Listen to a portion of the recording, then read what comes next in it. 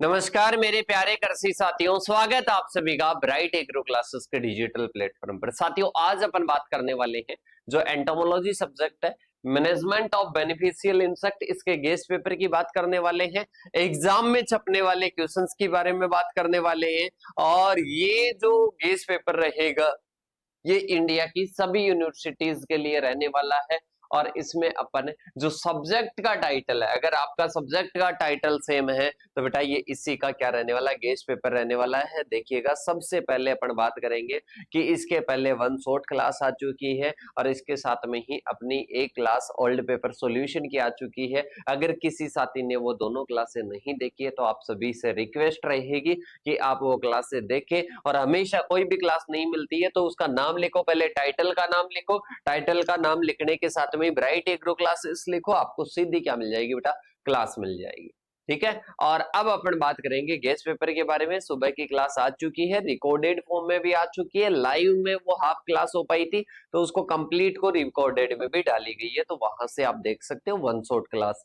इसके साथ में ही बात करते हैं, कोई भी साथी इसकी पीडीएफ चाहता है इन सभी एग्जाम्स के लिए और इसके साथ में ही सभी सब्जेक्ट्स के लिए पीडीएफ चाहिए, old paper solution, guest paper, और इसके साथ में ही बात करते हैं वन शॉट की, तो वो सिंदूर बैच में अवेलेबल है जो कि ब्राइट एग्रो क्लासेस के एप्लीकेशन पर अवेलेबल है।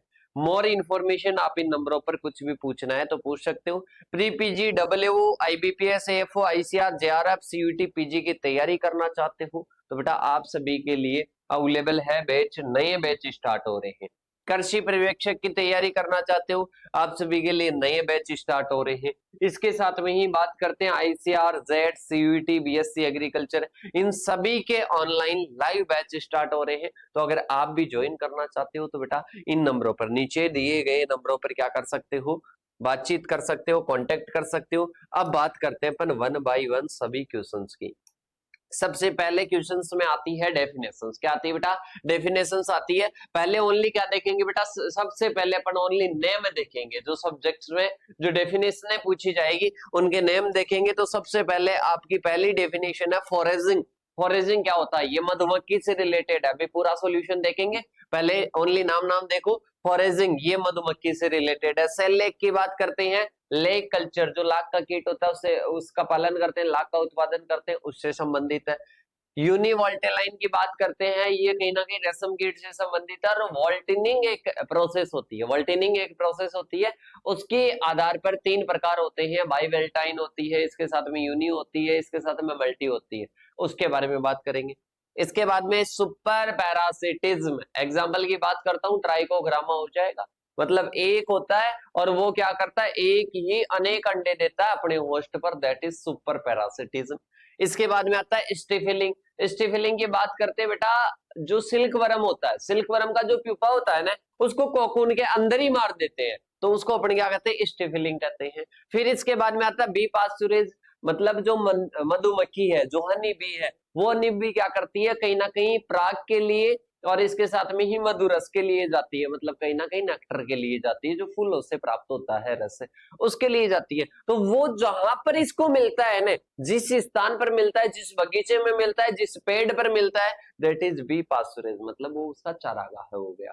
इसके बाद में आता है सीड लेक, मतलब अपन बात करते हैं कोई भी बेटा, कोई भी अपन बात करते हैं, कोई भी लाख का कीट है, लाख के कीट की का जो कहीं ना कहीं अपन लेक का प्रोडक्शन करते हैं, उससे कहीं ना कहीं लेक का प्रोडक्शन करते हैं, उसको सीड लेक कहते हैं। भी बात करेंगे, एक लेक सीड होता है, एक सीड लेक होता है, दोनों के बारे में बात करेंगे। इसके बाद में आती है रंगीनी क्रॉप्स। रंगीनी क्रॉप्स की बात करते हैं, जो लेक का कीट होता है वो कहीं ना कहीं कौन कौन सी होस्ट प्लांट पर, जैसे कि कुसुम की बात करते हैं, बेर की बात करते हैं, उन पर कहीं ना कहीं निर्भर रहता है। ठीक है, वो उसके होस्ट प्लांट होते हैं, तो उन रंगीनी क्रॉप्स के बारे में बात करेंगे। फिर बात करते हैं बेटा, एक अपने पास में आता है क्या, एक अपने पास में आता है, बात करते हैं राउंड डांस, और एक आता है वेगटेल डांस। मधुमक्खियों में होता है, दोनों चीजें किसमें होती है, मधुमक्खियों में कम्युनिकेशन है। बात करते हैं, सबसे पहले समझ लो कि राउंड डांस क्या होता है। राउंड डांस कब करती है, राउंड डांस तब करती है जब कोई उनको भोजन मिलता है। जब क्या मिलता है, उनको भोजन मिलता है, और भोजन क्या होता है, भोजन पास में होता है। जब भोजन पास में होता है दैट इज राउंड डांस करती है। मतलब जैसे कि मैं यहाँ पर हूँ, मेरा साथी है भाई साहब, मेरे से लगभग 100 मीटर की दूरी पर है, तो मैं बात करता हूँ, वो क्या करेगा, वो राउंड डांस करेगा, मेरे को लगेगा कि कहीं ना कहीं इसको क्या मिल गया, इसको भोजन मिल गया। फिर अगर मैं बात करता हूँ, क्योंकि वो तो ऊंचाई पर होते हैं तो पहचान जाते हैं, दिख जाता है, अरे मधुमक्खियां ऊंची होती है तभी तो डांस करती है, तो वो पहचान जाती है आसानी से। एक होता है वेग टेल डांस। वेग टेल डांस मतलब भोजन क्या होता है, दूर होता है तब वेग टेल डांस करती है। क्या करती है बेटा, वेग टेल डांस करती है, पूंछों को हिलाते हुए डांस करती है, तो वो क्या हो जाएगा, वेग टेल हो जाएगा। ये कहीं ना कहीं कम्युनिकेशन के लिए होता है, वैसे डांस नहीं करती है। अपन शादी ब्याह में डांस करते हैं बेटा, वैसे नहीं करती है, ये कहीं ना कहीं कम्युनिकेशन के लिए होता है। प्रीडेटर्स होता है जो कि क्या करते हैं, दूसरों का भक्षण करते हैं, लेडी बर्ड बीटल हो जाएगा। क्या हो जाएगा, लेडी बर्ड बीटल हो जाएगा। पैरासिटोइड की बात करते हैं, ये क्या करता है, कहीं ना कहीं दूसरे पर क्या देता है, अपने अंडे देता है। जैसे कि बात करते हैं तो इसका पैरासिटोइड का याद रखना, ट्राइकोग्रामा। क्या याद रखना बेटा, ट्राइकोग्रामा याद रखना। फिर आता है शॉर्ट नोट्स, आपको बताना है seasonal management of honey bee. Honey bee की बात करते हैं बेटा, मधुमक्खी आपको पता है पेड़ पौधों पर निर्भर है। अब पेड़ पौधे हमेशा नहीं रहते हैं, कोई ऐसी अवस्था आती है जिसमें पतझड़, पतझड़ की बात करते हैं, तो उसमें क्या होती है बेटा, कहीं ना कहीं पत्ते झड़ते हैं। अरे क्या होते हैं बेटा, पत्ते झड़ते हैं, तो वो क्या हो जाएगी, पतझड़ अवस्था हो जाएगी। मतलब सीजनल मैनेजमेंट करते हैं, किसका करते हैं, हनी बी का करते हैं। शरद ऋतु में अलग होता है, इसके साथ में ही अपन बात करते हैं बसंत ऋतु में अलग होता है, वर्षा ऋतु में अलग होता है। अब वर्षा में क्या होती है, वर्षा में भाई साहब मधुमक्खी क्या कम है क्या, मधुमक्खी बाहर नहीं जाएगी, मधुमक्खी बाहर नहीं जाएगी, कि मैं बाहर नहीं निकलूंगी वर्षा में। टेम्परेचर अत्यधिक होता है, 13 से कम होता है, 31 से ज्यादा होता है, मैं बाहर नहीं निकलूंगी। अरे भाई साहब फिर उसको कुछ तो करेंगे क्या, अपने को उससे फायदा हो रहा है तो उसको कुछ तो देना पड़ेगा। अरे खाने के लिए देना पड़ेगा, वरना मर जाएगी, मर जाएगी तो अपने सिर आ जाएगी, तो अपने को ऐसा नहीं होने देना है। That is seasonal management. इसके बाद में आता है राइट है इंसेक्ट ऑर्डर। कहीं ना कहीं पैरासिटोइड और जो पैरासिटोइड, मतलब बात करते हैं कि प्रीडेटर्स होते हैं, एक पैरासिटोइड होते हैं। ये दोनों कौन कौन से ऑर्डर में पाए जाते हैं, इंसेक्ट में क्या होता है, एनिमल किंगडम होता है, उसके अंदर फाइलम आता है, और फाइलम के नीचे आता है क्या, हेक्सापोडा या इंसेक्ट वर्ग आता है, जिसमें इंसेक्ट होते हैं। इसके अंदर क्या होती है, अलग अलग फैमिलीज ऑर्डर आते हैं, फिर फैमिलीज आती है। तो ऑर्डर्स के बारे में पूछ रहा है कि प्रीडेटर्स और पैरासिटोइड कौन कौन से ऑर्डर्स में आते हैं। इसके बाद में बात करते हैं बेटा, लॉन्ग क्वेश्चन में आता है right the important species pollinators. Pollinators जो पॉलिनेशन में जो परागण में सहायक होते हैं, जो परागण में सहायक होते हैं, दैट इज वो क्या हो जाएंगे, पॉलिनेटर्स हो जाएंगे। और जो कहीं ना कहीं खरपतवारों का भक्षण करते हैं, खरपतवारों को खाते हैं, दैट इज वीड किलर्स हो जाएंगे। इसके बाद में आते हैं स्कैवेंजर्स। स्कैवेंजर्स की बात करते हैं, जो कि क्या करते हैं, अरे बेटा जो अपशिष्ट होता है ना, अपशिष्ट का क्या करते हैं, भक्षण करते हैं। अपशिष्ट का क्या करते हैं, भक्षण करते हैं। जैसे कि डंग बीटल हो जाएगा, अरे कौन सा हो जाएगा बेटा, डंग बीटल हो जाएगा। डंग बीटल कहीं ना कहीं क्या करता है, डंग बीटल जो भी अपने पास में अपशिष्ट होता है, मतलब जो भी पदार्थ होता है ना, उसका भक्षण करके क्या कर देते हैं, उसको नष्ट कर देते हैं। क्या कर देते हैं, उसको कहीं ना कहीं नष्ट कर देते हैं, उसको भक्षण अपघटन कर देते हैं, डिकम्पोजिंग कर देते हैं उसको, ऐसे समझिएगा। तो इनका इंपॉर्टेंस क्या होता है, कौन कौन से होते हैं, इसके बारे में बताना है।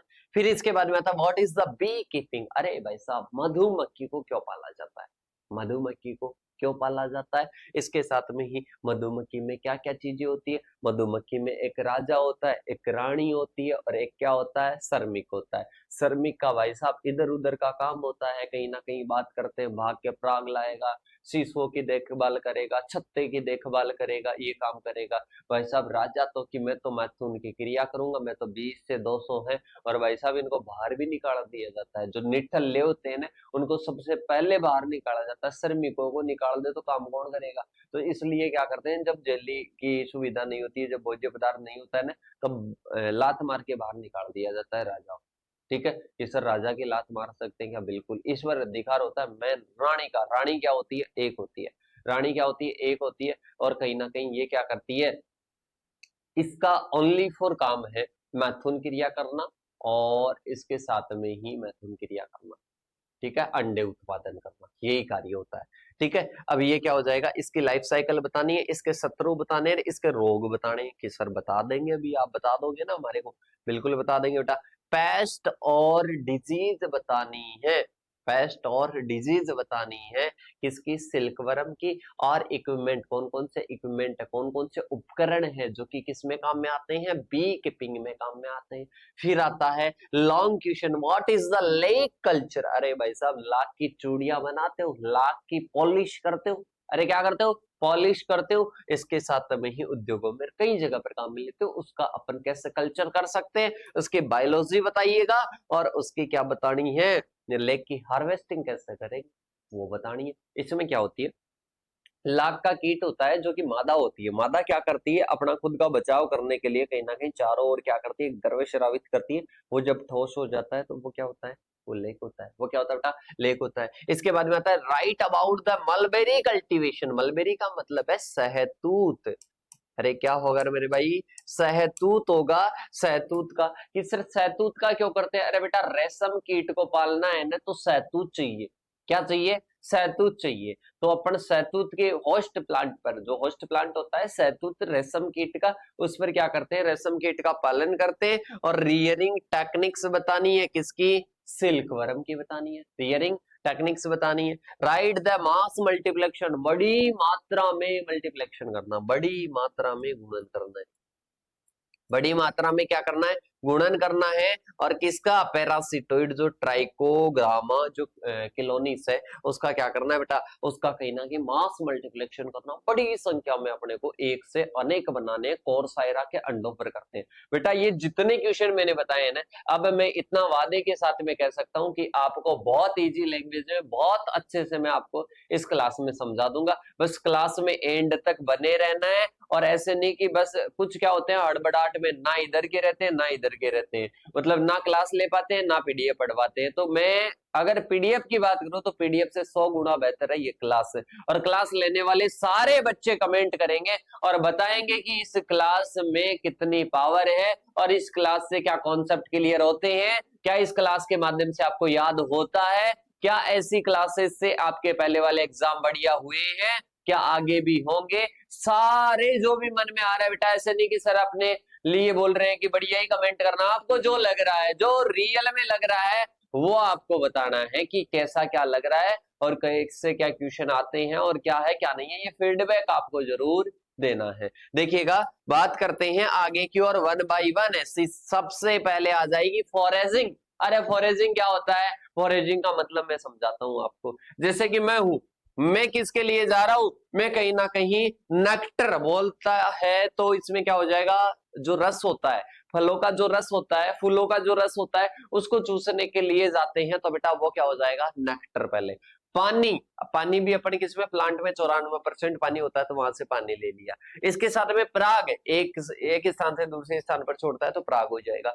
इनका जो कार्य करता है, इस कार्य को क्या कहते हैं, फोरेजिंग कहते हैं। फोरेजिंग वह प्रक्रिया है जिसमें कार्य करता, अरे भाई साहब राजा रानी नहीं जाएंगे, राजा रानी इनके लिए नहीं जाएंगे, एक तो श्रमिक ही जाएगा। कौन जाएगा, श्रमिक ही जाएगा। तो मधुमक्खियां छत्ते से बाहर जाकर कहीं ना कहीं पर्यावरण से अमृत, पराग और पानी प्रोपोलिस एकत्रित करती है, बाहर जाकर ये एकत्रित करके लेकर आती है, तो इसको फॉरेजिंग कहते हैं। क्या कहते हैं बेटा, फॉरेजिंग कहते हैं। तो आई होप आपको फॉरेजिंग समझ में आ गया। और इसका उद्देश्य क्या होता है, शहद उत्पादन और लार्वा को भोजन। भाई साहब ये जो छोटे बच्चे होते हैं ना, छोटे बच्चे को भोजन यही देती है।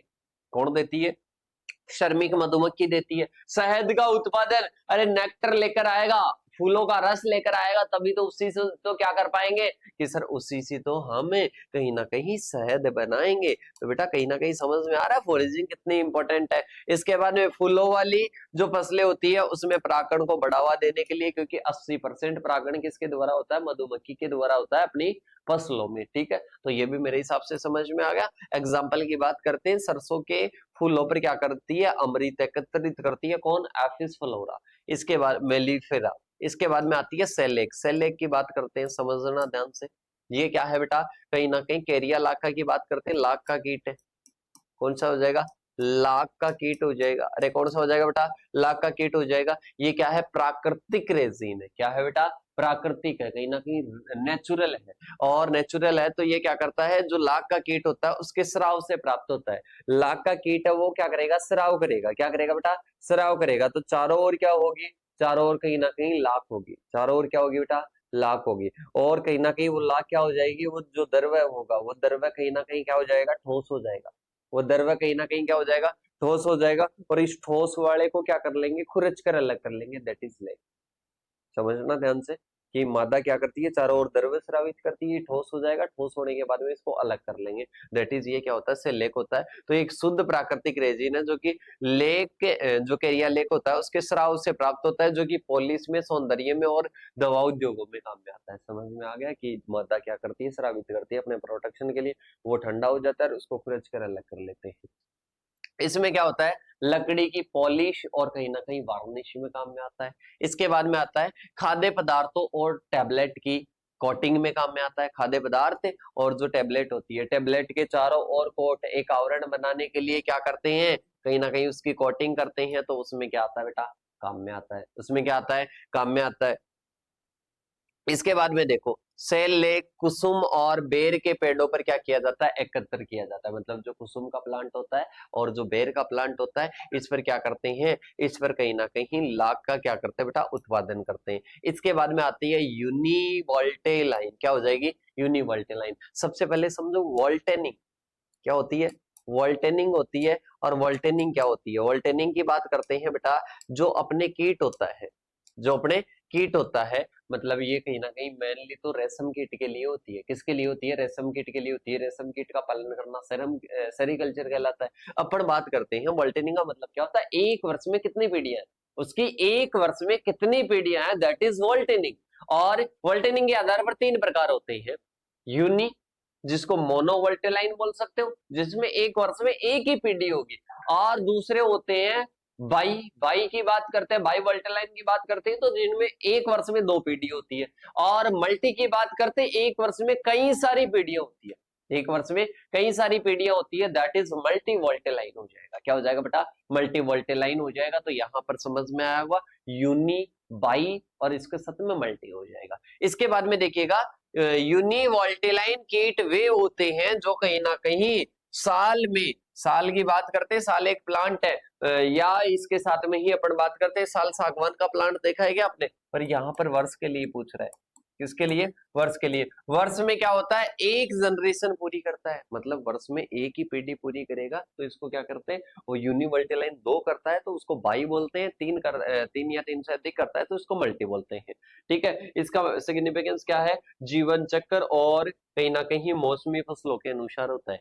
ये कहीं ना कहीं जीवन चक्र और कहीं ना कहीं मौसमी फसलों के अनुसार क्या होता है बेटा, कहीं ना कहीं ये वोल्टेनिंग होती है। और इसके साथ में ही बात करते हैं अब आगे की ओर, आगे आती है सुपर पैरासिटिज्म। बेटा ध्यान से समझना, ये क्या है, ये कोई अपने पास में ट्राइकोग्रामा है, ये अपने पास में क्या है, कोई अपने होस्ट है। ये जो ट्राइकोग्रामा है ये कहीं ना कहीं इस होस्ट पर है, इस होस्ट पर अपने अंडे देगा और बहुत सारे देगा। मतलब ये एक है, ये अनेक अंडे देगा अपने होस्ट पर, तो इसको सुपर पैरासिटिज्म बोलते हैं। मतलब सुपर पैरासिटिज्म वह अवस्था होती है, एक ही परजीवी जाति के कई अंडे एक ही होस्ट पर दिए जाते हैं, एक ही परजीवी जाति के कई सारे अंडे एक ही होस्ट पर देते हैं, एक ही होस्ट पर देते हैं, तो सुपर पैरासिटिज्म क्या कहते हैं बेटा, सुपर पैरासिटिज्म बोलते हैं। मतलब एक है, एक के ही क्या देते हैं, बहुत सारे अंडे इस पर देते हैं, तो इसको क्या कहते हैं, सुपर पैरासिटिज्म बोलते हैं। अरे क्या बोलते हैं बेटा, सुपर पैरासिटिज्म बोलते हैं। इसके बाद में देखिएगा इसका इफेक्ट क्या होता है, इसका इफेक्ट क्या होता है, तो इफेक्ट देखो, बात करते हैं लार्वा के बीच पोषण के लिए प्रतिस्पर्धा होती है। क्या होती है, लार्वा के लिए क्या होती है, लार्वा के बीच कहीं ना कहीं पोषण के लिए क्या होती है, प्रतिस्पर्धा होती है। और सभी लार्वा मर सकते हैं, सभी लार्वा क्या हो सकते हैं, मर सकते हैं, केवल मजबूत ही रहेगा। अरे भाई साहब, कोई एक इंसेक्ट है, मतलब कहीं ना कहीं इसको नेचुरल पेस्ट कंट्रोल के लिए भी यूज में लेते हैं। तो अपन बात करते हैं कोई इंसेक्ट है, मतलब होस्ट भी क्या है, इंसेक्ट। ये उस पर क्या करेगा, बहुत सारे अंडे देगा। ट्राइकोग्रामा क्या देगा, बहुत सारे अंडे देगा, बहुत सारे अंडे वो सहन कर पाएगा, नहीं कर पाएगा, तो उससे क्या हो जाएगी, उसकी डेथ हो जाएगी, अगले की क्या हो जाएगी, डेथ हो जाएगी। अब इसके बाद में अपन चलते हैं आगे की ओर, जैसे कि ट्राइकोग्रामा एक ही होस्ट में क्या देते हैं, बहुत सारे अंडे देते हैं। इसके बाद में आता है अपने स्टिफलिंग, क्या आता है, स्टिफलिंग। मैंने कहा था कि बेटा रेशम का कीट होता है, रेशम का कीट होता है। अब ये रेशम का कीट क्या करता है बेटा, सिल्क वॉर्म की बात करते हैं तो इसके प्यूपा को कोकून के अंदर ही मार देते हैं। प्यूपा को कोकून के अंदर ही मार देते हैं सिल्क वर्म में, मतलब कहीं ना कहीं बात करते हैं जो रेशम कीट होता है उसके प्यूपा को किसके अंदर मार दिया जाता है, अरे किसके अंदर, कोकून के अंदर ही मार दिया जाता है। तो इसको अपन क्या कहते हैं, इसको स्टिफलिंग कहते हैं। इसका मेन मकसद होता है ताकि पतंगे बाहर निकलने से पहले रेशम के धागे से बचाया जा सके। ठीक है, अब इसके बाद में चलते हैं आगे की ओर। भाप या कहीं ना कहीं गर्मी देकर इसको मारा जाता है कहीं ना कहीं कोकून के अंदर प्यूपा को। इसके बाद में आता है बी पास्चुरेज, मतलब बात करते हैं आपका ये खेत है, यहाँ पर क्या है बेटा, यहाँ पर कहीं ना कहीं कोई सरसों की फसल है या कोई पेड़ पौधे हैं, उन पर फूल वगैरह लग रखे हैं। अगर यहाँ पर वो आकर इन पेड़ पौधों से अगर वो रस वगैरह चूसते हैं, इसके अलावा यहाँ पर क्या करते हैं बेटा, यहाँ पर कहीं ना कहीं वो क्या करते हैं, यहाँ पर कहीं ना कहीं पोलिनेशन के लिए सहायक होते हैं, मतलब पोलिनेशन करते हैं। तो ये क्या होता है, बीपासुरेज होता है। क्या होता है, बीपासुरेज होता है। मतलब क्या होता है, उन सभी फूलों या पौधों, फूल वाले पौधों को कहा जाता है जहां से मधुमक्खियां अपना क्या करती है, नेक्टर, और इसके साथ में उनको पराग प्रदान करती है, नेक्टर प्राप्त करती है और पराग प्रदान करती है। दैट इज वो क्या हो जाएगा, बीपासुरेज हो जाएगा। वो क्या हो जाएगा, मधुमक्खियों के लिए क्या हो जाएगा, चारागाह हो जाएगा, जहां से वो प्राप्त करती है, वहां से वो भोजन प्राप्त करती है। ठीक है, शहद के उत्पादन के लिए जरूरी है बीपासुरेज। और कहीं ना कहीं फसलों में प्राकृतिक परागण कब होगा, जब कहीं ना कहीं बीपासुरेज होगा। बीपासुरेज की बात करते हैं जब चारागाह होंगे। ठीक है, इसके साथ में ही चलते हैं आगे की ओर। आगे अपने आता है सीड लेक। अरे क्या होता है बेटा, सीड लेक। सीड लेक समझना, अपन बात करते हैं सीड लेक वह मध्यवर्ती उत्पाद है जो स्टिक लेक, क्या होता है, स्टिक लेक कुचलने व साफ करने के बाद में प्राप्त होता है, लेकिन सेल लेक में बदलने से पहले, सेल लेक में बदलने से पहले और कहीं ना कहीं स्टिक लेक को कुचलने और साफ करने के बाद में प्राप्त होता है, साफ करने के बाद में प्राप्त होता है, उसको सीड लेक कहते हैं। आगे की शुद्धिकरण की प्रक्रिया के बाद में क्या हो जाता है, कहीं ना कहीं सेल लेक बना लिया जाता है, मतलब बाद में इसको सील लेक बना लिया जाता है। पर बात करते हैं स्टिक लेक को कुचलने व साफ करने के बाद में जो प्राप्त होता है, मतलब अपन बात करते हैं मध्यवर्ती उत्पाद है, ये बीच का उत्पाद है सीड लेक। इसके बाद में जो मेन प्राप्त होता है ना, वो लास्ट में सेल लेक, जो अपन ने बात की थी ऊपर की ओर, जो ऊपर की ओर बात की थी वो सेल लेक था, वो मेन उत्पाद है। इसके बाद में अपन चलते हैं आगे की ओर, जैसे कि कुसुम, प्लास, बेर, इन जैसे प्लांटों पर क्या करते हैं, पूछा जाता है होस्ट प्लांट कौन कौन से है, तो प्लास, कुसुम, बेर तो मोस्ट इंपोर्टेंट याद रखना। इसके बाद में चलते हैं अपन रंगीनी क्रॉप्स। रंगीनी क्रॉप्स किसको बोलेंगे बेटा, रंगीनी फसलें वे होती है, अरे रंगीनी फसलें वे होती है जिन पर कहीं ना कहीं लाख का कीट जो होता है, लेक इंसेक्ट जो होता है, उसकी अपन खेती करते हैं। लेक इंसेक्ट की क्या करते हैं, खेती करते हैं। वो क्या होता है बेटा, वो कहीं ना कहीं रंगीनी क्रॉप्स होती है। वो क्या होती है बेटा, रंगीनी क्रॉप्स होती है। गर्मी के मौसम में कहीं ना कहीं लाख का उत्पादन नहीं होता है, गर्मी के मौसम में लाख का उत्पादन नहीं होता है, गहरे रंग की लाख का उत्पादन करते हैं। इसमें क्या करते हैं, गहरे रंग की लेख का क्या करते हैं, उत्पादन करते हैं। तो रंगीनी क्रॉप्स उनको बोलते हैं जिन पर क्या होते हैं, मतलब कहीं ना कहीं जिन पर लाख के कीटों की खेती की जाती है, जैसे कि प्लास हो गया, कुसुम हो गया और बेर हो गया। ये तो भी अपन ने बात की। इसके बाद में अपन चलते हैं आगे की ओर। आगे आता है राउंड डांस और वैग टेल डांस में अंतर। बेटा मैंने अभी बताया था, थोड़ी सी देर पहले ही बताया था मेन अंतर। देखो बताओ, देखे किस किस को पता है कि वैग टेल डांस में और इसके साथ में ही राउंड डांस में क्या अंतर होता है, कि सर अपन जानते हैं राउंड डांस तो क्या होता है, जब भोजन पास में होता है तब वो क्या करती है, जब 50 मीटर के अंदर होती है तो अपने साथियों को बताने के लिए, मतलब वो ढूंढने का कार्य करती है और कुछ ले जाने का कार्य करती है। तो ले जाने वाले को बुलाओगे, बुलाएगी ये कि भाई साहब आ जाओ, हमने क्या कर लिया है, ढूंढ लिया है। तो इसको राउंड डांस बोलते हैं। पास के भोजन स्रोतों को बताने के लिए राउंड डांस होता है। इसके बाद में आता है अपने दूर के भोजन स्रोतों को बताने के लिए क्या होता है, वेग टेल डांस होता है। क्या होता है, वेग टेल डांस होता है। मतलब कहीं ना कहीं इसमें क्या होता है, दूर के भोजन को प्राप्त बताने के लिए कि दूर, मतलब यहाँ से दूर है तो उसको बताने के लिए वैगटेल डांस होता है, दूर से बताना होता है। और पास से बताना होता है तो राउंड डांस होता है। मधुमक्खी गोल चक्र में बार बार क्या करती है, कहीं ना कहीं घूमती है और मधुमक्खी 8 के आकार में नाचती है, बीच में सिर को लाती है। मतलब सिर को क्या करेगी, बीच में लाएगी, 8 का एक चक्कर बनाएगी, 8 का चक्कर बनाएगी और सिर को बीच में हिलाएगी, सिर को बीच में क्या करेगी, हिलाएगी। तो इसको वैगटेल डांस कहते हैं। सटीक दूरी को नहीं बताता है और कहीं ना कहीं नृत्य के कोण से भोजन की दूरी और दिशा दोनों बता देता है। मतलब भोजन की दिशा भी बता देता है और दूरी भी बता देता है। कौन सा, वेगटेल डांस। कौन सा बताता है बेटा? वेगटेल डांस बताता है। इसके बाद में आता है फूड की लोकेशन। फूड की लोकेशन छत्ते के पास के स्रोतों के लिए क्या होती है? कहीं ना कहीं फूड की लोकेशन मतलब पास के स्रोतों के बारे में बताता है, और ये दूर स्थित के लिए बताता है। ये सरल नृत्य होता है, ये दिशा भी बताता है भाई साहब, दिशा की जानकारी भी देता है, दिशा की जानकारी भी देता है। तो ये थोड़ा सा कठिन हो सकता है कहीं ना कहीं दिशा बताने के चक्कर में, ठीक है। तो ये वेगटेल डांस है बेटा, याद हो गया मेरे हिसाब से, कोई भी इसमें कुछ भी डाउट नहीं है। वेगटेल डांस का मतलब क्या है? मतलब ये दूर से भोजन को बता देगा कि भाई साहब दूर है भोजन, पास वाला है तो उसको राउंड डांस बोलते हैं। इसके बाद में देखिएगा आगे की ओर बात करते हैं। आगे अपने पास में आ जाएगा प्रीडेटर और पैरासिटोइड। प्रीडेटर्स की बात करते हैं तो परभक्षी, जो शिकार करते हैं दूसरों का, लेडी बर्ड, बीटल, एग्जांपल याद रखना। पैरासिटोइड, पैरासिटोइड क्या करते हैं? अपने अंडे कोई होस्ट में देते हैं, जैसे कि बात करते हैं ट्राइकोग्रामा। क्या हो जाएगा? ट्राइकोग्रामा। ऐसे कीट जो अपने जीवन काल में कई शिकारों को मारकर खाते हैं, दूसरों को क्या करते हैं? मारकर खाते हैं, दैट इज प्रीडेटर्स। वो क्या हो जाएंगे बेटा? प्रीडेटर्स हो जाएंगे। फिर आते हैं पैरासिटोइड, बात करते हैं ऐसे कीट जो कि अपने अंडे किसी एक होस्ट या उसके अंदर देते हैं, तो उसको क्या बोलते हैं? पैरासिटोइड बोलते हैं। क्या बोलते हैं? पैरासिटोइड बोलते हैं। उनके लार्वा उसे क्या कर देते हैं? मार देते हैं, जैसे कि मैंने ट्राइकोग्रामा का एग्जांपल लिया था। इसके बाद में आ जाएगा शिकार तुरंत मारते हैं और बाहर से खाते हैं, भाई साहब भक्षण कर लेते हैं पूरे को पूरे। चिड़िया किसी को भी खा गई तो वो प्रीडेटर हो गया। लेडी बर्ड, बीटल किसी को भक्षण करेगा, सीधा खाएगा, ठीक है। प्रीडेटर कहीं ना कहीं होस्ट से छोटा होता है, ये समान आकार में होता है। पैरासिटोइड क्या होते हैं? परजीवी के समान आकार में होते हैं लगभग, ठीक है। लार्वा होस्ट के अंदर या ऊपर विकसित होते हैं और धीरे धीरे उसे मारते हैं, क्योंकि धीरे धीरे उसके अंदर क्या देते रहेंगे? अपने अंडे देते रहेंगे। अरे क्या देते रहेंगे बेटा? अपने अंडे देते रहेंगे। नंबर ऑफ होस्ट की बात करते हैं, कई शिकारों पर हमला करते हैं, मतलब ये एक पर ही नहीं करता, ये कई सारों पर करता है, बहुत सारों पर करता है। ये क्या करता है? प्रत्येक के लिए सामान्यतः एक ही होस्ट की आवश्यकता होती है, मतलब जैसे कि एक ट्राइकोग्रामा हो गया तो वो एक को ही करेगा, इधर एक प्रीडेटर हो गया तो वो कई शिकारियों का शिकार कर लेगा भाई साहब।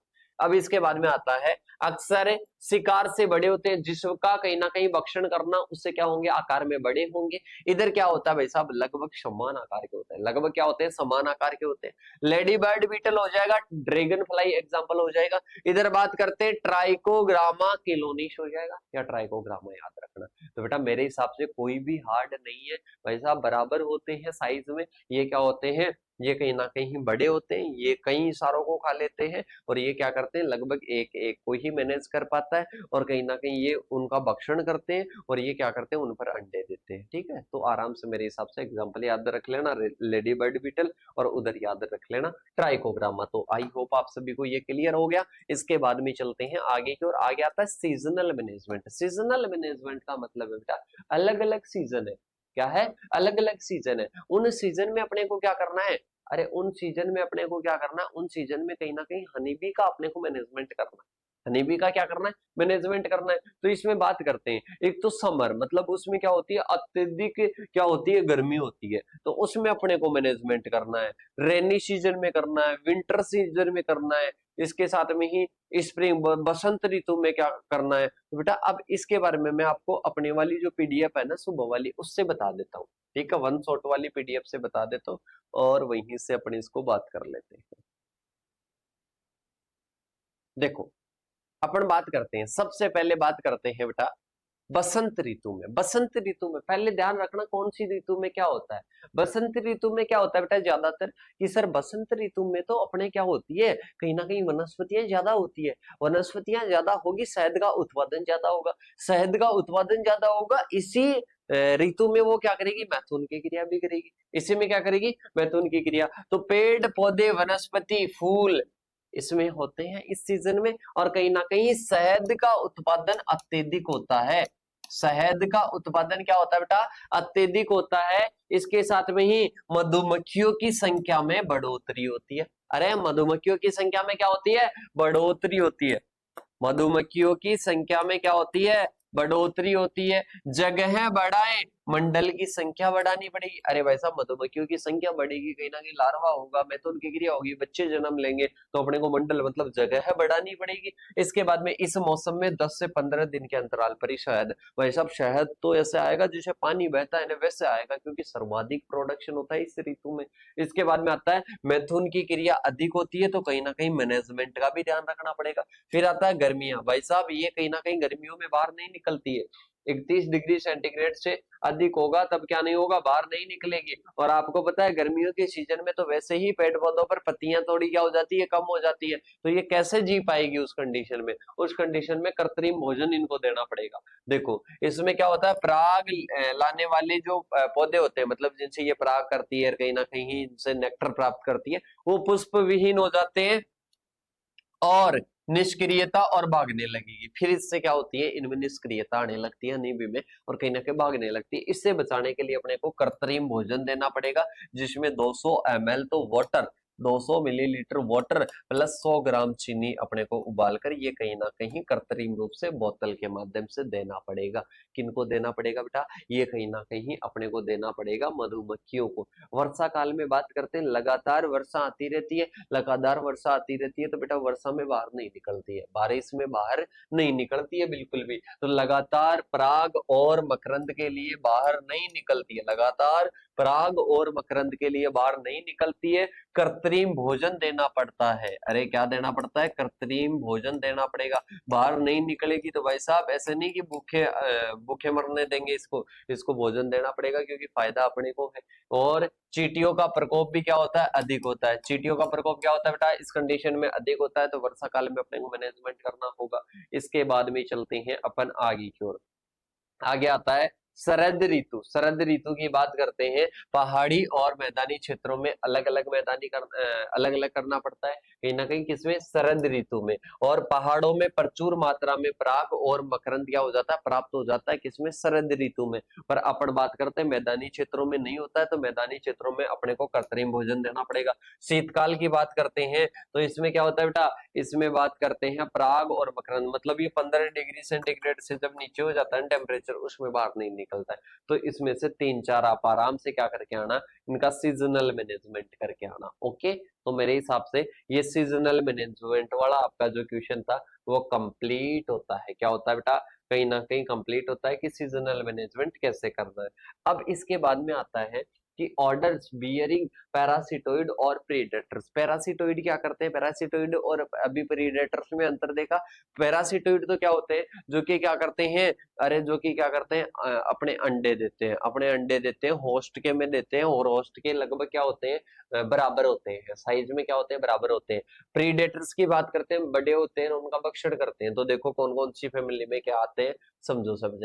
सबसे पहले बात करते हैं परजीवी, और जो अपने बात करते हैं जो शिकारी जीव, ये दोनों ही क्या होते हैं, प्राकृतिक शत्रु होते हैं। जो कीट होते हैं, कीटों के प्राकृतिक शत्रु होते हैं, और जैविक नियंत्रण में भूमिका निभाते हैं। पहले बात करते हैं पैरासिटोइड। पैरासिटोइड में बात करते हैं, इधर तो आ जाएगा क्या यूज होता है, उधर आ जाएगा ऑर्डर, इधर आ जाएगा पैरासिटोइड का एग्जाम्पल। तो ऑर्डर है पहला, पहला ऑर्डर हो जाएगा। ऑर्डर पूछ रहा है तो हाइमेनोप्टेरा, हाइमेनोप्टेरा में क्या पाया जाता है, कहीं ना कहीं हाइमेनोप्टेरा क्या है, ट्राइकोग्रामा। ये जो ट्राइकोग्रामा है, ये लेपिडोप्टेरा के जो इंसेक्ट होते हैं उनका नष्ट करने के लिए होता है, उनका कंट्रोल के लिए होता है। तो ये होता किससे है, कौन से ऑर्डर में आता है, हाइमेनोप्टेरा में। और करता किसका है, लेपिडोप्टेरा का कंट्रोल करता है। जैसे कि बात करते हैं इसमें बोरर हो जाएगा, जैसे कि अपन बात करते हैं होता है ना, जो चना होता है, चने में पॉड बोरर होता है। इसके साथ में डिप्टेरा की बात करते हैं, डिप्टेरा हो जाएगा। इसके साथ में ही बात करते हैं प्रीडेटर, क्या आता है, ये तो क्या हो गए, ये कहीं ना कहीं दो ऑर्डर अपने हो गए पैरासिटोइड से रिलेटेड। इसके बाद में बात करते हैं एक्सोरिस्टा स्पीसीज, याद रखना इधर। और फिर बात करते हैं प्रीडेटर्स। प्रीडेटर्स की बात करते हैं जो दूसरों का भक्षण करते हैं, दूसरों का क्या करते हैं, भक्षण करते हैं। कॉमन ऑर्डर्स की बात करते हैं, तो ऑर्डर्स में इसमें कौन सा हो जाएगा, कोलियोप्टेरा आ जाएगा, जिसमें आते हैं लेडी बर्ड बीटल। क्या आता है बेटा, लेडी बर्ड बीटल आ जाएगा। लेडी बर्ड बीटल क्या करता है बेटा, ये कहीं ना कहीं एफिड और मुलायम कीटों को खाने में सहायक होता है, लेडी बर्ड बीटल। कई बार एग्जाम्पल लेता हूं मैं। इसके बाद में एक याद रखना, ओडोनेटा याद रखना, जिसमें क्या होती है, जिसमें कहीं ना कहीं एक तो क्या होती है, एक तो ड्रैगन फ्लाई होती है, ड्रैगन फ्लाई याद रखना ओडोनेटा का, और जो कि मच्छरों में उड़ने वाले को खाती है। हेमीपटेरा आ जाएगा, जिसमें क्या आती है, पिरेट बग्स आती है जो कि कीटों के शरीर से रक्त चूसती है। न्यूरोपटेरा आ जाएगा, एफिड आ जाएंगे, इसमें थ्रिप्स आ जाएगा, और सफेद मक्खी को क्या करती है, भक्षण करती है, खाती है, तो ये न्यूरोपटेरा हो जाएगा। तो ये क्या है बेटा, ऑर्डर है, कोलियोपटेरा, न्यूरोपटेरा, हेमीपटेरा और ओडोनेटा। क्या क्या हो जाएगा, ओडोनेटा, हेमीपटेरा, न्यूरोपटेरा और कोलियोपटेरा हो जाएगा। ये किससे रिलेटेड है, ये प्रीडेटर से, ये दूसरों का भक्षण करते हैं, क्या करते हैं, भक्षण करते हैं। तो मेरे हिसाब से ये भी आपको अच्छे से समझ में आ गया होगा। इसके बाद में बात करते हैं विभिन्न प्रकार के परागणकर्ता क्या होते हैं, खरपतवार को मारने वाले क्या होते हैं, अपमार्जक है जिनको बोलते हैं स्कैवेंजर्स। स्कैवेंजर्स क्या करते हैं, जो अपशिष्ट होता है उसका भक्षण करते हैं, क्या करते हैं, भक्षण करते हैं, डिकम्पोजिंग करते हैं, अपघटन करते हैं। तो देखो सबसे पहले बात करते हैं, सबसे पहले हो जाएगा पॉलिनेटर्स, जो कि क्या होते हैं, पॉलिनेशन में सहायक होते हैं।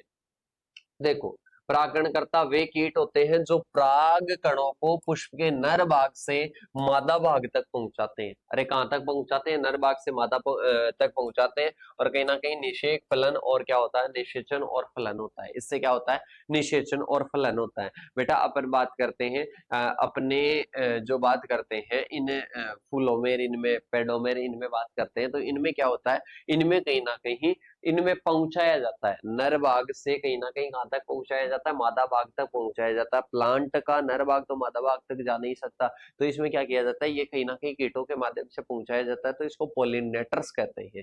क्या कहते हैं, इन कीटों को क्या कहते हैं, पोलिनेटर्स कहते हैं। और कहीं ना कहीं फसल उत्पादन और गुणवत्ता में क्या करते हैं, इंक्रीज करते हैं, वृद्धि करते हैं, और जैव विविधता को बनाए रखते हैं, जिसमें एफिस मेलिफेरा आ जाएगी। और जो कि मधुमक्खियां, मधुमक्खियां 80% सहायक होती है, कितनी होती है, 80% सहायक होती है। भारतीय मधुमक्खी वगैरह याद रख लेना, एपिस इंडिका याद रख लेना, बॉम्बस स्पीसीज, बस यही आपको याद रखनी है, जो कि क्या होती है, कहीं ना कहीं 80% परागण में सहायक होती है मधुमक्खियां।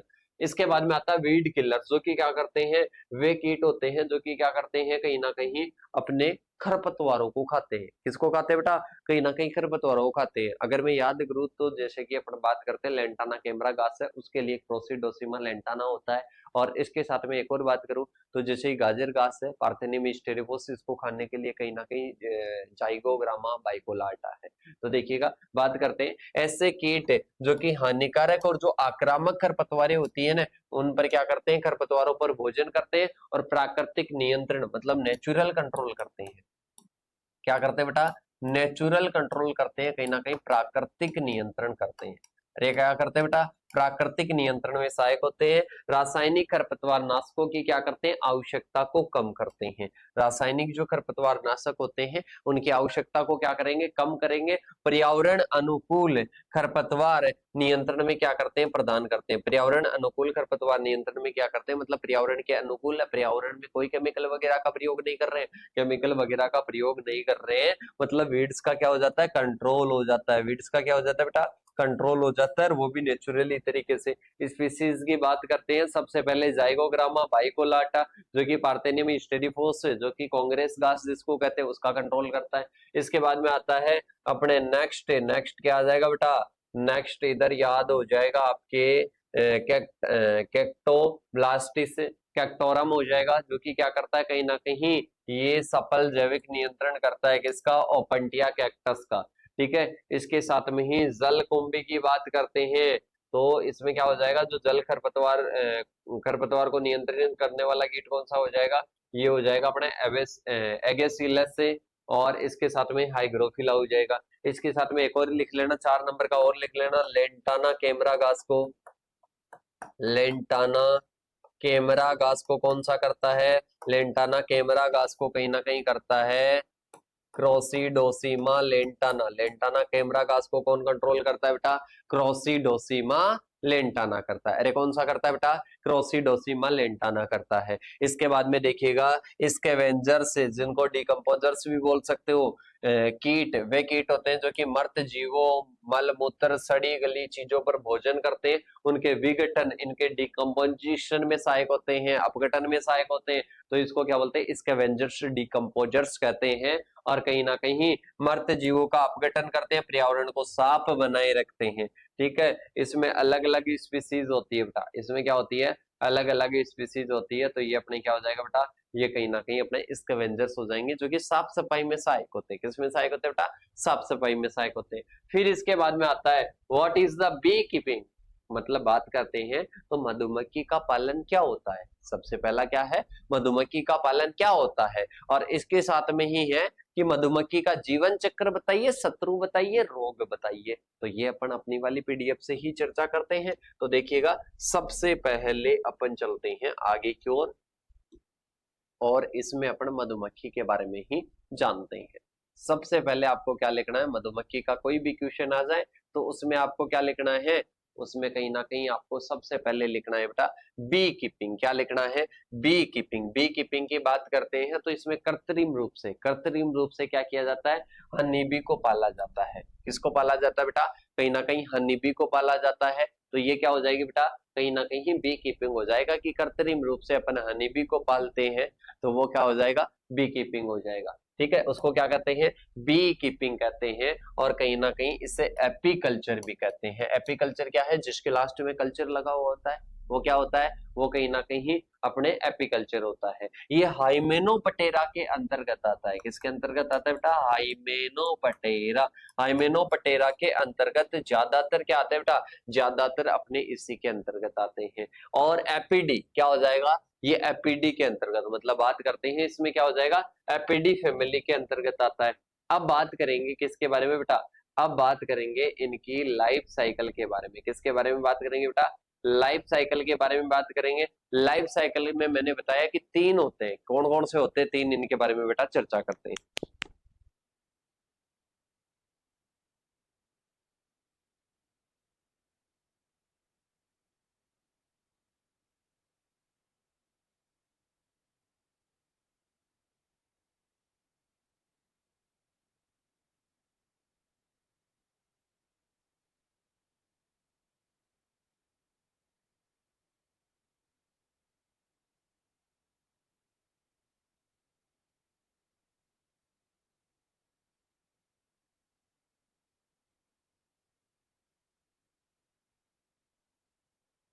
देखो बेटा, आगे की ओर बात करते हैं। आगे आ जाएगा बायोलॉजी ऑफ हनी बी। क्या हो जाएगा बेटा, बायोलॉजी ऑफ हनी बी। इसमें बात करते हैं, इसमें क्या होती है बेटा, एक कॉलोनी रहती है। क्या रहती है, कॉलोनी रहती है। और बेटा कहीं ना कहीं आज मैं देख रहा हूं सारे दिन से आपके जो एंटोमोलॉजी, इसमें कई बाधाएं बन रही है। इसमें सुबह पहले अपने लाइव क्लास ली, लाइव क्लास में कहीं ना कहीं नेटवर्क का इश्यू आ गया। फिर इसके बाद में दूसरी क्लास ली, उसमें भी कुछ इश्यू आ गया, फिर दोनों को मर्ज करके आपके लिए अवेलेबल करवाई गई। फिर इसके बाद में अपन देखें तो अभी दिन में भी इस क्लास को भी लाइव रखा गया था, वो भी सही टाइम से नहीं हुई। और इसके बाद में अब भी कहीं ना कहीं आपके क्या हो रहा है, आपके कहीं ना कहीं आपको लग रहा होगा कि सर कहीं ना कहीं थोड़े ऊपर नीचे हो रहे हैं। सर ऊपर नीचे नहीं हो रहे बेटा, बाहर कहीं ना कहीं एक सड़क का काम चल रहा है। और सड़क का काम चलता है तो बेटा आपको पता है, रोलर चलता है, वो पूरी बिल्डिंग को हिला देता है। ठीक है, तो ये क्या हो रहा है, ये कहीं ना कहीं उसी से क्या हो रहा है, कंपन हो रहा है। तो इसको थोड़ा सा रेसिस्टेंस ऐसे समझ लो कि संघर्ष भरी जीवन में कुछ ना कुछ समस्याएं आती रहती है, उनको कहीं ना कहीं एडजस्ट करना पड़ेगा। देखिएगा, बात करते हैं हनीबी के परिवार में 3 चीजें होती है, रानी होती है, राजा होता है, श्रमिक होता है। रानी की बात करते हैं, किसकी बात करते हैं बेटा, रानी की बात करते हैं तो संख्या में 1 होती है, आकार में क्या होती है, अन्य से बड़ी होती है। ठीक है, और कहीं ना कहीं इसका कार्य है, किसका कार्य है, इसका यही कार्य है कि इसको क्या करना, छत्ते में ही रहती है और मैथुन क्रिया करती है और बढ़िया अंडे देगी। ठीक है, इसके बाद में बात करते हैं निषेचित अंडों से, मतलब ये अंडे देती है तो अंडे 2 प्रकार के, निषेचित से हमेशा श्रमिक और क्या बनेगी, रानी पुत्रियां बनेगी। अनिषेचित से हमेशा क्या बनेगा, नर बनेगा। क्या बनेगा बेटा, नर बनेगा। ठीक है, इसके बाद में आता है नर। नर की बात करते हैं, 15 से 17 एम क्या होते हैं, लंबे होते हैं। और छत्ते में संख्या की बात करते हैं तो 15 से 200 किसकी होती है, नर की होती है। वर्कर की बात करते हैं तो वर्कर क्या करते हैं, रॉयल जेली खाते हैं भाई साहब। क्या करते हैं, मतलब इनको बहुत कम मिलती है भाई साहब रॉयल जेली। कहाँ से, ये रॉयल जेली बनाएंगे जरूर पर दूसरों को खिला देंगे। इसके बाद में बात करते हैं इनका नया छत्ता बनाने का, मधुपरा को एकत्र करने का, शिशुओं को पालने का क्या रहता है, कार्य रहता है। इसके बाद में आता है लाइफ साइकिल। देखिए, लाइफ साइकिल की बात करते हैं, इसमें क्या होता है, एग की बात करते हैं। पहले तो लिखना कि पूर्ण कायांतरण होता है। इसमें क्या होता है, पूर्ण कायांतरण होता है। अरे क्या होता है बेटा, पूर्ण कायांतरण होता है। इसमें एग एग 3 दिन का रहता है, लार्वा बनती है। क्या बनती है बेटा? लार्वा बनती है। और इसके साथ में 5 से 6 डेज में क्या बनता है? प्यूपा। प्यूपा के बाद में क्या होती है? एडल्ट 7 से 14 दिन। और ये क्या है? कंप्लीट मेटामॉर्फोसिस है। क्या है बेटा? कंप्लीट मेटामॉर्फोसिस से बात करते हैं तो पूर्ण कायांतरण है। इसके बाद में आता है नेक्स्ट, अपने नेक्स्ट बात करते हैं इसके बारे में। क्या पढ़ना है? इसके इनेमीज के बारे में, इसके शत्रुओं के बारे में बात करना है। तो इसके इक्विपमेंट भी आएंगे। अभी आपको पूछेगा आगे की ओर, इक्विपमेंट पूछेगा कि कौन कौन से इक्विपमेंट यूज होते हैं। तो इक्विपमेंट की भी साथ में बात कर सकते हैं कि कौन कौन से उपकरण काम में आते हैं। तो देखिएगा, सबसे पहले होता है एक पेटिका होती है, एक आयताकार क्या होता है? बक्सा होता है। उसमें कहीं ना कहीं क्या करते हैं अपन? मधुमक्खियों का पालन करते हैं। उसमें अलग अलग चैम्बर बने होते हैं। कोई ब्रूड चैम्बर होता है, कोई शहद का होता है, कोई अपशिष्ट का होता है, कोई अंदर जाने का होता है, कोई बाहर निकलने का होता है। तो ये क्या होता है? आयताकार बक्सा होता है जिसको पेटिका बोलते हैं। एक बॉटम बोर्ड होता है नीचे ही नीचे का, जिसमें क्या होती है? जो शिशु होते हैं ना, शिशु की गंदगी जमती है। किसकी? शिशु की गंदगी जमती है। और कहीं ना कहीं ये हनी बी का प्रवेश मार्ग भी होता है। मतलब हनी बी प्रवेश किधर से करती है? बॉटम बोर्ड से करती है। शीशो खंड की गंदगी इसमें क्या हो जाती है? जमा हो जाती है। फिर आता है ब्रूड चेम्बर। ब्रूड चेम्बर की बात करते हैं, इसमें शिशुओं का पालन करते हैं। किसका करते हैं बेटा? शिशुओं का पालन करते हैं। और कहीं ना कहीं एक होता है मधुखंड, जहां पर क्या होता है? जहां पर कहीं ना कहीं हनी कलेक्ट किया जाता है, जहां पर ओनली शहद ही कलेक्ट किया जाता है। इसके बाद में आता है वाहक पेटिका। मधु पेटिकाओं को एक स्थान से दूसरे स्थान पर भेजा जाता है, तो वो कौन सी हो जाएगी? वाहक पेटिका। मधु को एक स्थान से दूसरे स्थान पर वाहक पेटिका के द्वारा भेजा जाता है। ये मूवेबल होती है। एक होती है कहीं ना कहीं वेल, बात करते हैं जाली। मधुमक्खी जाली का होती है, जो कि कौन पहनता है? जो पालक होता है, मधुमक्खी पालक होता है, वो पहनता है कि कहीं ना कहीं मेरे को मधुमक्खियां ना खा जाए। ठीक है। और ये चेहरे पर होती है। स्मोकर, स्मोकर की बात करते हैं, मधुमक्खियों को वश में करने के लिए कहीं ना कहीं क्या किया जाता है? स्मोक, धुएं की जाती है। क्या की जाती है बेटा? धुएं की जाती है। दस्ताने, जो कि किस पर? हाथों को डंक से बचाने के लिए कहां पर रखी जाती है बेटा? कहीं ना कहीं हाथों को डंक से बचाने के लिए दस्ताने होते हैं। इसके बाद में आते हैं मधु निष्कासन। मधु को, शहद को कहीं ना कहीं जो पेटिका होती है उसको उससे बाहर निकालने के लिए प्रयोग होता है। खुरपी, मोम को खुरच कर अलग करते हैं। ब्रुश, जो कि किस में काम में आती है? कहीं ना कहीं कोमल बाल जैसी संरचना होती है, जो कि उनको ब्रुश के माध्यम से मधुमक्खियों को हटाकर क्या करते हैं? शहद को एक्सट्रैक्ट करते हैं।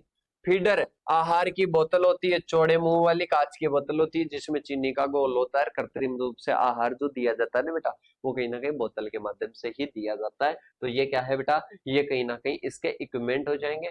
अब इसके इनेमीज की बात कर लेते हैं। कौन कौन से इनेमीज है? इनेमीज की बात करते हैं बेटा, अलग अलग होते हैं। एक तो होते हैं मोम और शहद को खाने वाले, जो कि इसकी मोम का भक्षण करते हैं और इसका शहद का भक्षण करते हैं। तो इसमें सबसे पहले हो जाएगा वैक्स मॉथ। कौन सा हो जाएगा बेटा? Wax moth.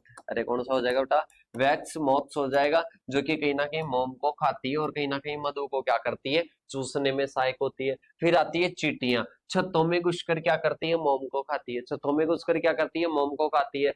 मधु चोर सलब हो जाएगा। मधु चोर सलब, जो कि क्या करता है? कहीं ना कहीं मधु को क्या करता है? अरे सीधा सा पता चल रहा है, जो कि मधु को क्या कर देता है? कहीं ना कहीं खा जाता है। इसके बाद में आता है मधुमक्खियों का शिकार करने वाले, जैसे कि चिड़िया हो गई। चिड़िया में कौवा आ जाएगा, इसके साथ में गौरैया आ जाएगी, बर आ जाएगी। तो ये क्या करती है बेटा? कहीं ना कहीं मधुमक्खियों का शिकार करती है। क्या करती है? मधुमक्खियों का शिकार करती है। इसके बाद में आता है चूहा। चूहा की बात करते हैं, प्रवेश द्वार को काटकर उसमें क्या करता है? प्रवेश करता है, मधु को क्षति पहुंचाता है। मतलब एक प्रवेश द्वार होता है, अंदर जाने का क्या होता है? प्रवेश द्वार होता है। और कहीं ना कहीं वो क्या करता है? मधु को क्षति पहुंचाता है।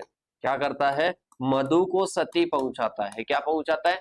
मधु को क्षति पहुंचाता है। तो ये क्या हो जाएगा? चूहा हो जाएगा। इसके बाद में बात करते हैं टर्माइट। टर्माइट की बात करते हैं, छत्तों पर आक्रमण। क्या करता है? छत्तों पर आक्रमण करता है। मतलब कहीं ना कहीं अपन बात करते हैं, जो मधुमक्खी है, उस मधुमक्खी के छत्ते पर जो अपने जो टर्माइट होती है ना, वो क्या कर देती है? उसको कहीं ना कहीं खराब कर देती है। अरे बेटा, अपनी लकड़ी को खराब कर देती है, तो छत्ते क्या लगते हैं इसको? ठीक है। ये कहीं ना कहीं उसको काट कर क्या कर देती है? खराब कर देती है, उसका डिकम्पोजिशन कर देती है। इसके बाद में जो भालू होते हैं, पहाड़ी क्षेत्रों में, पर्वतीय क्षेत्रों में होते हैं, जो भालू होते हैं, वो बेटा क्या कर देते हैं? छत्तों को गिरा देते हैं। ठीक है। और इसके साथ में ही बंदर वगैरह हो जाएंगे, जो कि क्या है? इनेमीज है, इसके शत्रु है। इसके बाद में बात करते हैं, इसमें अलग अलग डिजीज होती है बेटा। जिसमें सबसे पहली डिजीज की बात करते हैं तो वो एक्रीन डिजीज हो जाएगी। कौन सी हो जाएगी बेटा? एक्रीन डिजीज हो जाएगी। एक्रीन कहीं ना कहीं मकड़ी के कारण होती है। किसके कारण होती है? मकड़ी के कारण होती है। और ये मकड़ी क्या करती है? श्वास नलिकाओं को प्रभावित कर देती है। अब बेटा किसी की श्वास रुक जाए, किसी की श्वास रुक जाए तो वो जीवित रह पाएगा क्या? कहीं सर नहीं। तो श्वास नलिकाओं में प्रवेश करके कहीं ना कहीं प्रजनन करती है, तो श्वास नलिकाएं रुक जाती है, और श्वास नलिकाएं रुक जाएगी तो उसको बोलेंगे एक्रीन। क्या बोलेंगे बेटा? एक्रीन बोलेंगे। इसके बाद में आता है मधुमक्खी की मृत्यु। मधुमक्खी की मृत्यु हो जाती है किसके कारण? एक्रीन डिजीज के कारण। जब श्वास नलिकाएं जब प्रभावित हो जाएगी तो कहीं ना कहीं मधुमक्खी की मृत्यु हो जाएगी। इसके बाद में मैनेजमेंट की बात करते हैं। मिथाइल सिलिसेट को बोतल में भरकर रखते हैं तो एक्रीन डिजीज का मैनेजमेंट हो जाता है। फिर बाद में आता है नोशेमा डिजीज, जो कि प्रोटोजोआ के कारण होती है। किसके कारण होती है बेटा? प्रोटोजोआ के कारण। और इसमें बी के पेट में कहीं ना कहीं भोजन है, और इसके साथ में पानी की सफाई, साफ सफाई वगैरह से नहीं जाता है भोजन वगैरह। इससे क्या हो जाता है? कहीं ना कहीं पेट फूल जाता है और उड़ नहीं पाती है। ये कहीं ना कहीं बसंत ऋतु में ज्यादातर होता है। और कहीं ना कहीं साफ सफाई रखो, क्या रखो बेटा? साफ सफाई रखो। इसका क्या हो जाएगा? इस डिजीज का मैनेजमेंट हो जाएगा। नेक्स्ट आती है लकवा हो जाता है बेटा। कई बार लकवा हो जाता है जो वायरस के कारण होता है। अंग कहीं ना कहीं कांपने लग जाते हैं और उड़ नहीं पाती है, धीरे धीरे मरने लगती है। इसका सीधा सा है साफ सफाई रखो। इसके बाद में आता है अमीबी डिजीज, प्रोटोजोआ के कारण होती है और कहीं ना कहीं मैलपिगी नलिकाओं के को क्या करती है? प्रभावित करती है, तो अमीबी डिजीज हो जाएगी। फिर आता है सेप्टिसिमिया, किसके द्वारा होती है? बैक्टीरिया के द्वारा, गंदे पानी के कारण होती है। तो ये क्या हो जाएगी बेटा? सफाई रखनी है। अरे क्या रखनी है? सफाई रखनी है। तो ये क्वेश्चन आपका क्या हो जाता है? कंप्लीट हो जाता है। क्या हो जाता है बेटा? कंप्लीट हो जाता है। तो बी कीपिंग वगैरह के बारे में अपन ने क्या कर ली है? चर्चा कर ली है। इसके बाद में अपन चलते हैं आगे की ओर।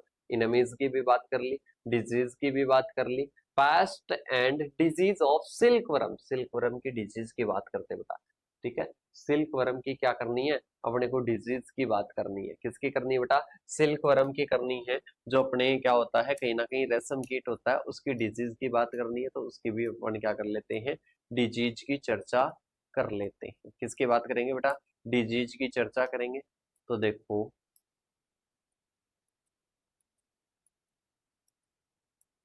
यहाँ पर अपन डिजीज स्टार्ट करते हैं, जिसमें इसमें पेब्राइन जो डिजीज होती है ना बेटा, ये मोस्ट इंपॉर्टेंट होती है इसकी। ठीक है, 1 मिनट के ब्रेक के बाद में स्टार्ट करेंगे बेटा।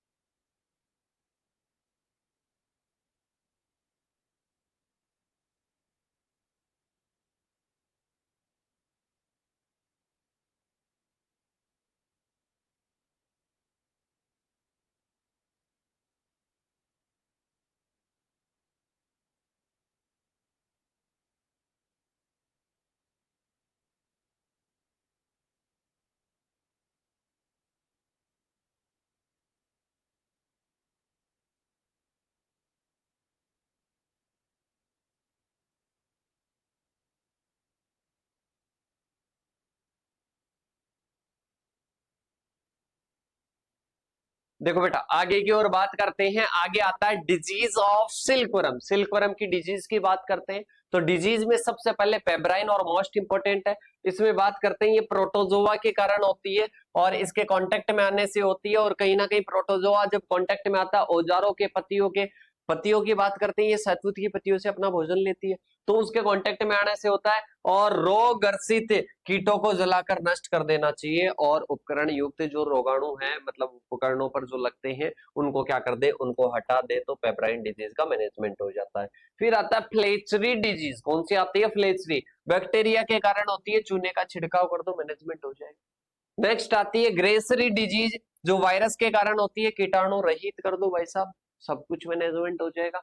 मस्कार्डिन डिजीज आती है, ये भी मोस्ट इंपोर्टेंट है, और इसमें बात करते हैं कवक जनित होती है, और कहीं ना कहीं लार्वा को उल्टी दस्त होने लगते हैं, और फॉर्मेलिन से उपचारित कर दो, सब कुछ सही हो जाएगा।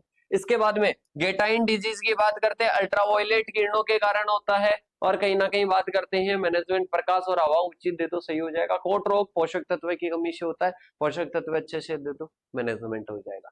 ठीक है, तो ये क्या होता है बेटा, ये कहीं ना कहीं अपने ये क्वेश्चन भी होता है, पेस्ट और डिजीज भी होती है, और पेस्ट और डिजीज के बाद में आता है कि जो डिजीज पेब्राइन वगैरह, ग्रेसरी वगैरह, फ्लेचरी वगैरह, ये सारी अपन ने चर्चा कर ली। इक्विपमेंट की भी बात कर ली कि कौन कौन से इक्विपमेंट चाहिए, कौन कौन से उपकरण चाहिए अपने को।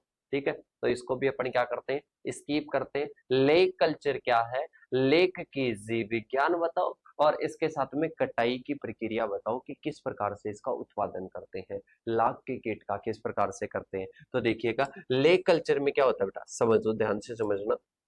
लेक कल्चर में क्या होता है, लाख का उत्पादन करना है। मतलब लेक कल्चर वह प्रक्रिया है जिसमें लेक के कीटों को पेड़ों पर पालते हैं।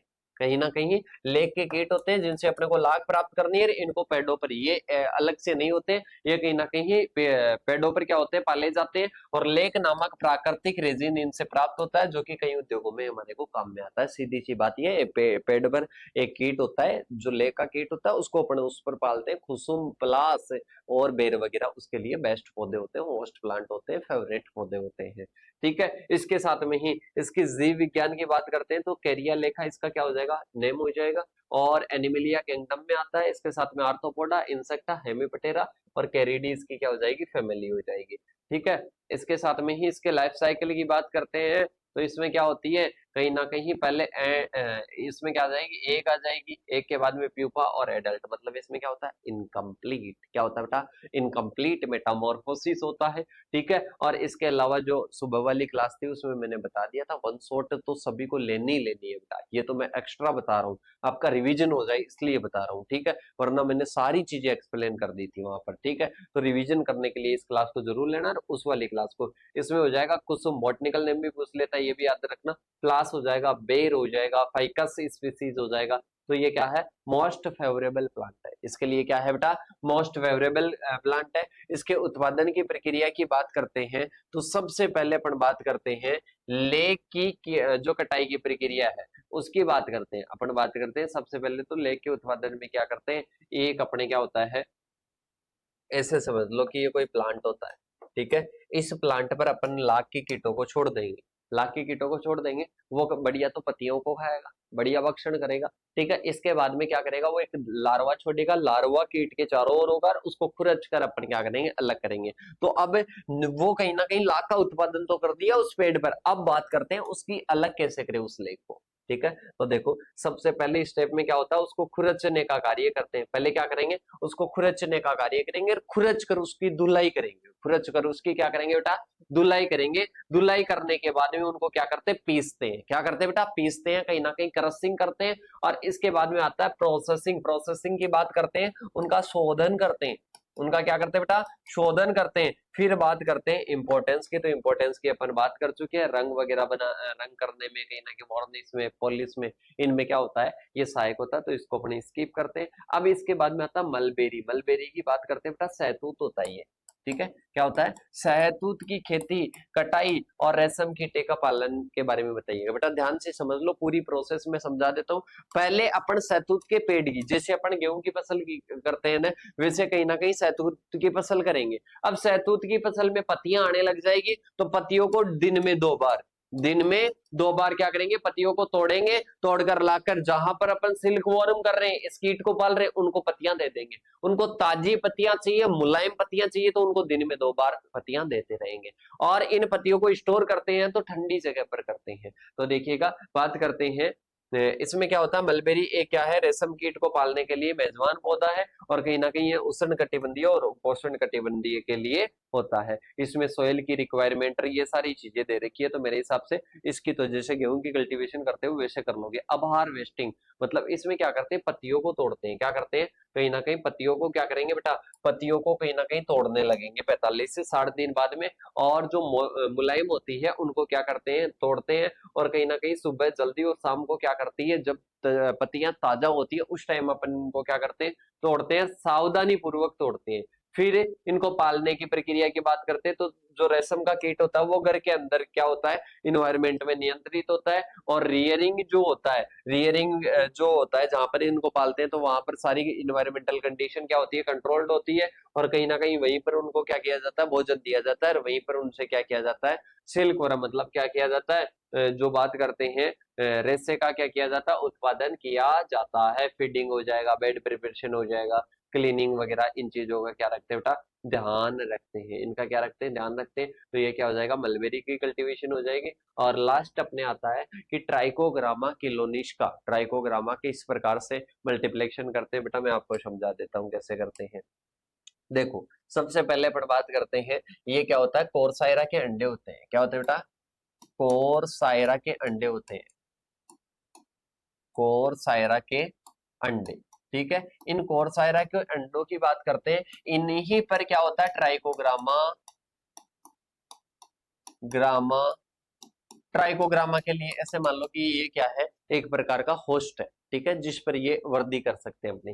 ठीक है, तो पहले क्या करेंगे, जो कोरसाइरा के अंडे हैं उनका उत्पादन करेंगे। उनका उत्पादन कर दिया, फिर इन कोरसाइरा के अंडों पर क्या करेंगे, कहीं ना कहीं अपन क्या करेंगे, कहीं ना कहीं ट्राइकोग्रामा को छोड़ देंगे। पर उनको छोड़ने से पहले इनको क्या किया जाता है, इनके भ्रूण को नष्ट किया जाता है। मतलब जो कोरसाइरा के अंडे होते हैं उनमें से कहीं ना कहीं बच्चा पैदा नहीं हो, संतान पैदा नहीं हो, तो इनके भ्रूण को नष्ट कर दिया जाता है। फिर ट्राइकोग्रामा अपनी पूरी लाइफ इस पर कर लेगा। पूरी लाइफ करने के बाद में एक ट्राइकोकार्ड होता है। फिर इस जो ट्राइकोग्रामा के और जो अंडे होते हैं वो कहीं ना कहीं इस ट्राइकोकार्ड पर आ जाते हैं, इसका मल्टीप्लेक्शन हो जाता है। सुबह वाली क्लास में बताया था, दोबारा से देख लो कि क्या होता है, कोरसाइरा के अंडे होते हैं, उनका क्या करते हैं, कोरसाइरा के अंडों पर ही क्या करते हैं, इनका क्या करते हैं, मल्टीप्लेक्शन करते हैं। तो कोरसाइरा के अंडों का उत्पादन करेंगे पहले, और फिर इसके बाद में कोरसाइरा के अंडों को क्या कर देते हैं, कहीं ना कहीं क्या कर देते हैं, उनका भ्रूण नष्ट कर देते हैं। भ्रूण नष्ट करने के बाद में क्या करते हैं बेटा, भ्रूण नष्ट करने के बाद में कहीं ना कहीं उन पर क्या करता है, ट्राइकोग्रामा अच्छे से अपनी लाइफ जिएगा और बढ़िया मल्टीप्लेक्शन करेगा। मल्टीप्लेक्शन के बाद में ये जो ट्राइकोकार्ड होता है इसको खेतों में छोड़ देते हैं, जहां पर भी अपने को